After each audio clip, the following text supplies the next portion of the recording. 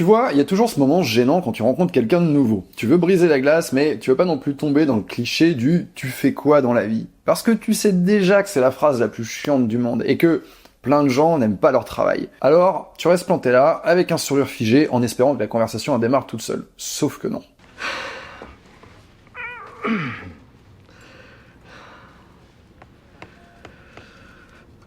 What? Nothing.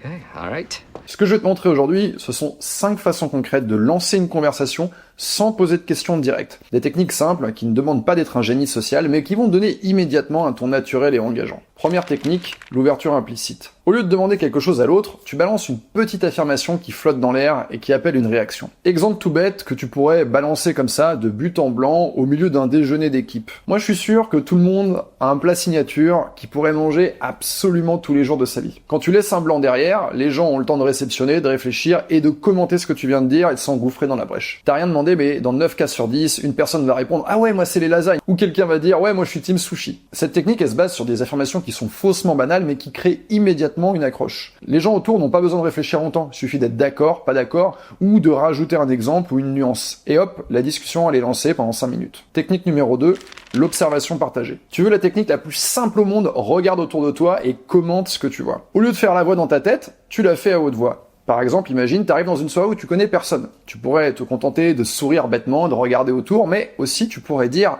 « On dirait que tout le monde se connaît déjà ici ». Ou encore un truc comme « J'ai l'impression que cette playlist c'est la même depuis 2 heures ». Tu sais, c'est le genre de dialogue intérieur qu'on retrouve dans la série Malcolm, que tout le monde a vu, où le narrateur Malcolm se parle à lui-même. Ça se passe super bien avec Nikki. On est allé au planétarium, au golf miniature, au ciné. C'est marrant, y a personne nulle part pendant les heures de cours. Tu sais, faut que j'y aille. Au lieu de te faire cette réflexion dans ta tête, tu la fais à voix haute. C'est pas une question, c'est juste un constat, et pourtant, ça ouvre la porte à une réponse. Il y a des gens autour qui vont dire « Ah ouais, c'est vrai, bah attends, je vais changer la playlist, tu veux écouter quoi ?» Et on a démarré une interaction. C'est tellement simple que beaucoup de gens vont négliger cette technique, mais crois-moi, c'est redoutable pour véritablement ancrer ta présence quelque part. Technique numéro 3, la mini-confidence. Cette technique, c'est ma préférée. Plutôt que de dire une banalité, tu vas balancer une petite info personnelle, une petite confidence, quelque chose de léger qui va te rendre totalement humain aux yeux des gens qui vont t'écouter. Je vais donner un exemple que tu pourrais dire à ton voisin à table, imagine un dîner auquel t'es invité. J'ai hésité à venir, j'avais un énorme bouton sur le front, j'ai mis 2 heures à l'éclater. Ce que j'aime bien avec ça, c'est que souvent, ça va faire exploser de rire la personne. D'abord, on se retrouve dedans. Tout le monde a déjà eu une espèce de bouton, et c'est demander oui, j'y vais pas, et on essaie de l'éclater, de le maquiller, etc. Il y a aussi un côté inattendu. Les gens sont assez attentifs à l'image qu'ils vont renvoyer, et là, vous balancez une petite confidence en messe basse, quelque chose qui sort de l'ordinaire.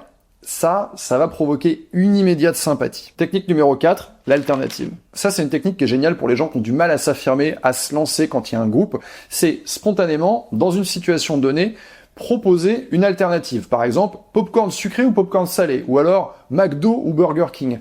En fait, vous êtes sûr de faire mouche à chaque fois, parce que la phrase que vous allez dire est en rapport avec le contexte. Ouais, le popcorn, c'est si on va voir un film. Le fast-food, c'est pour la pause déj avec tes collègues. En fait, il n'y a pas moyen de se gourer avec cette technique. Ça permet tout à coup d'apparaître et de donner ce sentiment qu'on prend un petit peu les choses en main. Ça, pour les personnes timides, c'est parfait. Sans pour autant créer un grand débat, ça va permettre de démarrer des conversations animées. Mais prenez quelque chose, en fait, où les gens peuvent véritablement discuter, s'amuser. Par exemple, que les séries que tu regardais dans les années 90. Est-ce que t'étais team Club Dorothée ou team France 3 ? Là, je sais ce que vous allez me dire en regardant ça. Oui, ça paraît un peu bébête. Effectivement, parce que vous le regardez par le prisme de YouTube. Mais observez un peu vos conversations, que ce soit à la fac, que ce soit au bureau, ce que les gens se disent dans les transports en commun. On n'est pas si intelligent que ça. Croyez-moi, cette technique, elle trouve tout à fait sa place dans les conversations de groupe. Technique numéro 5, la projection imaginaire. Là, tu vas inviter ton interlocuteur à sortir du cadre du réel, de ce qu'on voit, et à jouer un petit peu. Je vais te donner un exemple. Si tu pouvais téléporter un plat ici, maintenant, tu choisirais quoi ? Un autre exemple, et ça nous a occupé pendant 20 minutes lors d'une discussion de soirée l'autre jour, si tu pouvais retourner dans le passé tout de suite maintenant, quel objet d'aujourd'hui t'amènerait avec toi ? Ce qui est génial avec cette technique, c'est qu'elle va solliciter la créativité des gens. Or, il n'y a rien que l'être humain n'aime plus que de créer à partir de rien, de transformer l'air en idée, et ça, pour les dîners, pour les dates, c'est génial. Demain, t'as un cadavre à faire disparaître, comment tu ferais ? On peut partir pendant longtemps là-dessus et véritablement s'amuser. Imagine, t'es en rendez-vous amoureux, et tu prends cette technique, et à côté tu mets des questions du style « Alors, c'est quoi tes passions ? T'as des enfants ? T'as grandi où ?» On voit bien en fait que on va avoir un décalage total dans la conversation que ça va donner. Et petite parenthèse, c'est ça qui est assez incroyable, c'est de prendre deux personnes, un même contexte,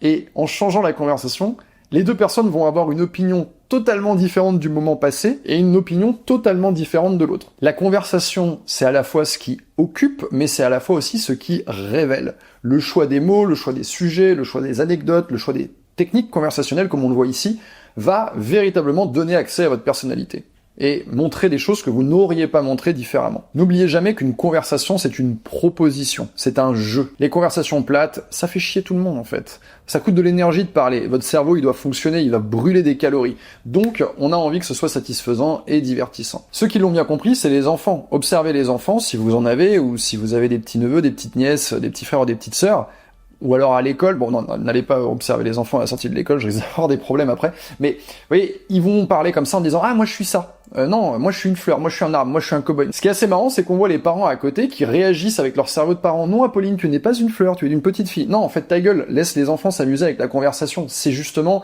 ce qui rend leur vie absolument géniale. Ça marche avec tout le monde. Les gens sérieux, les gens timides, même les dominants, parce que tu les sors de leur rôle habituel. Tu leur proposes un terrain de jeu où il n'y a pas de bonne ou de mauvaise réponse. Ce qui est beau avec ces 5 techniques, c'est qu'elles ont tout un point commun. Elles allègent la charge de l'autre. Tu ne demandes pas à l'autre d'inventer, de travailler, mais tu proposes quelque chose de naturel, de spontané et de fluide, et la conversation va prendre vie toute seule.